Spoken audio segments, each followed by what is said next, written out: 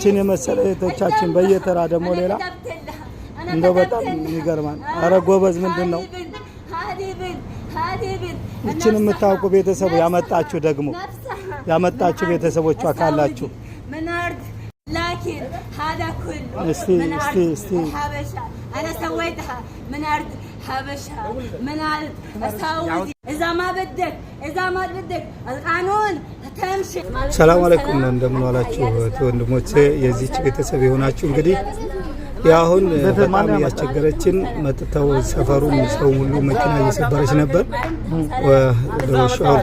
ደውርያ መጥተው ወስዷታል ቤተሰብ የሆናችሁ ለማንኛውም እዛ ወስዷታል ሁላችንንም በበትር በድንጋይ በሁሉም ነው ስትማታ የነበረውና ታቋት ካላችሁ እቺን እህታችን ዷት እንግዲህ በጣም ነው የምታሳዝነው ምን እንደሆነ የማትናገርም የምትለው በቃ በጣም እንትን ነው በይስንል ማበላም ጠጭ ብንል ማጠጣም እባካችሁ ቤተሰቦቿ ሳታስበው ነው የመጣችውና እንግዲህ ባል ካላት ወንድም ካላት ቤተሰብ ካላት የምታውቋት ብዙ ማውቀ ስላልቻልነ እርዷት።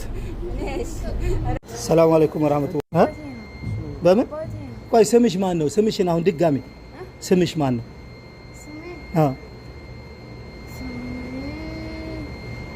ትክክለኛው ነገር አገርሽ የት ነው? አገርሽ እኮ ስምሽ አገርሽ እቺታችንን ያመጣችሁ ወንድምና እህቶቼ ወደ ሀገር ነው የምትሄደው ወደ ሆስፒታል ነው ሙሉ መረጃ መስጠት ስላልፈለገች ምንም መረጃ ስለሌለና እና ብንጠይቃትም ስለማታቅ ቤተሰቦች የሆናችሁ ስልክ ቁጥሯንም ወይ ዝምድናዋንም ንገሩንና ፍላጎቷን ለማሟላም ማለት ነው ወደ ሀገርሽ መሄድ ነው የምትፈልጊው ነው ማለት እኮ ጫማና ልብስ እንገዛልሻለን ሌላ የምትፈልጊው ምንድነው ምን ነበር ሴትዮዋ ናት እህታችንን ቤተሰቦች አግኝተን እንግዲህ በግምት እያወራን ነው ለክፉም ለደጉም እቺ እህታችን በጣም ታሳዝናለች በባህር ነው ያመጣቷትኝ ያው ደላላው ቤተሰቦችን ካቁማቸው ውጭ ብር ጠይቀው አንድ አመት ሲያሰቃዩ አኖሯን ማለት ነው እንደ እህቶቻችን ላይ የምንነግዱ ሰዎች ያረባካችሁ ሰው ሁኑ ምንም አይጠቅማቸውምና በጣም ነው የምታሳዝነው እንደ ድንገት አሁን ስልክ ቁጥሯን አግኝተን ለቤተሰቦቿ እህቷ ጋር ያናገረኝ ነው አንድ አመት በላይ ሆኗታል በባህር ነው የመጣቸው ብዙ ብር ተገኝቷል ለክፉም ለደጉም እንደዚህ አይነት ያመጣችሁ የምትሰሩ ደላላዎች ይባካችሁ ለልጆቻችሁ እሳት አታብሉ እንደው በልኩ ብታረጉ ሰው በደህና ቤቱ በጤንነቱ ካገሩ ወጥቶ እንደዚህ አይነትም ያጋጥመው እንግዲህ ተመልከቱ እቺ ልጅ ገና ህፃን ናት ብቻ እኔ ወላይ ቲክቶክ ላይ ነው ያየሁት ጅዳ ላይ ነው ይሄ ነገር በዚች ልጅ ብቻ አይደለም በተለይ ሰሞኑን ሰው በጣም በስቷል በተለይ እዛ የቆዩት 12 አመት 13 አመት የቆዩት ልጆች በሙሉ እቻውን አዲስ ሄዳ አንድ አመት ምናምን ነው ያሉ ነው አረቦች ቤት እንትኖና ደላላ ብሯን በልቶ ምናምን ነው ያሉ ያሉት ቤተሰቧም ተገይቶ እየተደዋወለች ነው ግን ምን እንደምታወራ ማታቆም በቃ ገባችዋ በቲክቶክ ተደጋጋሚ ለቋት ቤተሰቧ እንደተገኘ ነው ያወሩ ያሉትና አሁን እኔ እጄ መጣሁት ቤተሰቧ እንዲገኝ ምናምን ሳይሆን እሷ አሁን ቤተሰቧ ልታገኝ ትችላለች እነዚህ ልጆች በቲክቶክ ለቋት እየተንከባከቧት ነው እሷ በጤንነቷ ነው ከቤት ስትወጣ በመጀመሪያ አሰላሙ አለይኩም ወራህመቱላሂ ወበረካቱ በጣም የሚያሳዝን ነገር ስለሆነ ነው የምሬን እና አሁን ቤተሰብም ቢቀበላት በጤና የነበረችው ልጅ በሽተኛ ነው ማለት ነው አሁን የሚቀበሉት ተመልከቱ እና ብዙ ልጆች እንደዚህ እየሆኑ ነው አሁን በተለይ ሰው ሀገር ላይ ያሉት ሀገራቸው ላይ ሳይመለሱ በሙሉ ጤንነት ሰው ቤት ደክመው ለፍተው የሰሩትን ሳይበሉ የሰሩትን ቤት ባይናቸው ሳያዩ እዚህም እየመጡ እንደዚህ እየሆኑ ነው እዛም ሆነው እንደዚህ እየሆኑ ነው እና በጣም ያሳዝናል ወላሂ ነው የምላችሁ ከዚህ በላይ ምንም ያሳዝናል የሰው ልጅ እንደዚህ ሲሆን በተለይ በረሃ ላይ እንደዚህ አይነት ነገር ሲያጋጥማችሁ በጥረት ራሱ የማይለቅ ነገር ነው በሽታ ተብሎ በሆስፒታል አይለቅ ምንም በቃ ከባድ ነገር ነው በነገራችን ላይ እንደዚህ አይነት እብደት ነገር ማለት ከባድ ነው። አሁን እዚህ ሀገር እኛ ሀገር ላይ አረብ ሀገር እንኳን ወጣ ብላችሁ እብድ ላታዩ ትችላላችሁ።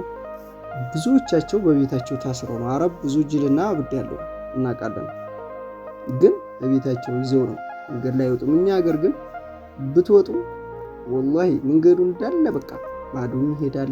ምን ይላል በቃ እነዚህ ሴቱን ታያላችሁ ወንዱን ታያላችሁና ከዚህ በላይ እኮ የለም። በቃ እነዚህ ሰዎች እኮ በህይወት አሉ እንጂ በቃ እንደሞቱ ቁጥራቸው።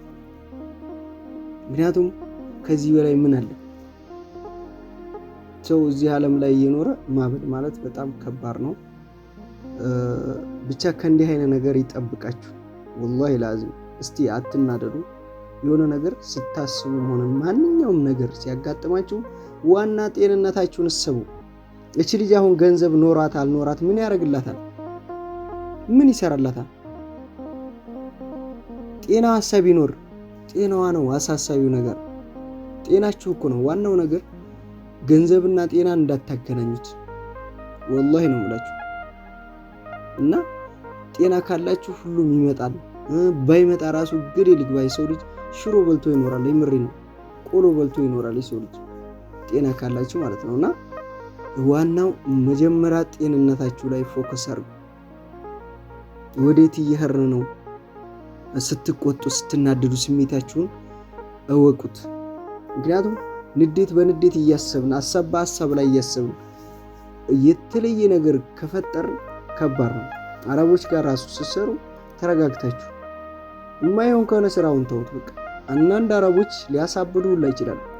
አንዳንድ መዳም ማለት ነው ወላሂ ያስነቅላሉ። በቃ በጣም ከባድ ነው ስራቸው፣ ትእዛዛቸው፣ ጩኸታቸው። በቃ እንቅልፍ ሰዓታችሁ ወይ 3 ሰዓት ወይ 2 ሰዓት ነው የምትሆነው። በዛን ሰዓት ግን እነሱ ይጮሁባቸዋል፣ ብዙ ነገር ያደርስባቸዋልና እባካችሁ ራሳችሁን ጠብቁ። በቃ ለምሳሌ ኮንትራት ሄዳችሁ ከሆነ 2 ዓመትም ሆነ 1 ዓመት ያቺን ቀን ታግሳችሁ ወደ ሀገራችሁ ውስጥ የምትመለሱ ጤንነታችሁን ጠብቃችሁ መሆን አለበት። በቃ አልহামዱሊላህ ይሄን ነገር አላህ ነው ያመጣብኝ እያል ማሳለፍ አለብን። በቃ ግን ያን ነገር መቋቋም ተስናችሁ በጣም ተናዳችሁ ጉሮሯችሁ ውስጥ የሚደርቅ ንዴት አለ አይደል? ብዙ ንዴት እኮ አለ። በቃ ክው ብላችሁ የምትደርቁበት ንዴት አለ። ብዙ ነገሮች አሉ። እነዚህ ነገሮች ተቋቁማችሁ ነው ደህና ነገር የምትሆኑት፣ ወደፊትን የምታዩት፣ የሰራችሁትን የምታዩት፣ ማግባት መውለድን ብዙ ደረጃ የምትደርሱት እንደዚህ ነው። እና እድሜያችሁን ስደት ላይ ጨርሳችሁ ከዛ በኋላ ደግሞ የለፋችሁበትን ራሱ ሳታዩ የሀገራችሁ ንፋስና እናታችሁ እንደናፈቀቻችሁ በሰው ሀገር ላይ እንዲህ አይነት ነገር መፈጠር ማለት በጣም ከባድ ነው። ምክንያቱም ይሄ ነገር አሁን እኔ ሳየው እየዞርኩኝ እውነት እየሆነ ነው የመጣውና እዚህም ስትመጡ እሷ እኮ እንደዚህ ናት ነቅራለች። እናንተ የአረቢቷን ለምሳሌ ጨዋሂ መዳም ካለሽ በቃ የሷን ባህሪ ይዛችሁ ትመጣላችሁ። የምሬን እኮ ነው። ጮሆ ሲያወሩ እንደነሱ ጮኸን ልናወራ እንፈልጋለን የሆነ ነገር ከላስ ምናምን ብለን በቃ ልክ እንደዛ ስንሆንባቸው ኢትዮጵያ ላይ መተን ምን ይላሉ? እሱ እኮ ነቅሏል፣ እሷ እኮ ነቅላለች ነው በቃ ስም ይወጣል። ያ ስም ደግሞ ጭራሽ እንደዛ እየሆነ ነው ሄደውና እባካችሁ ራሳችሁን ጠብቁ።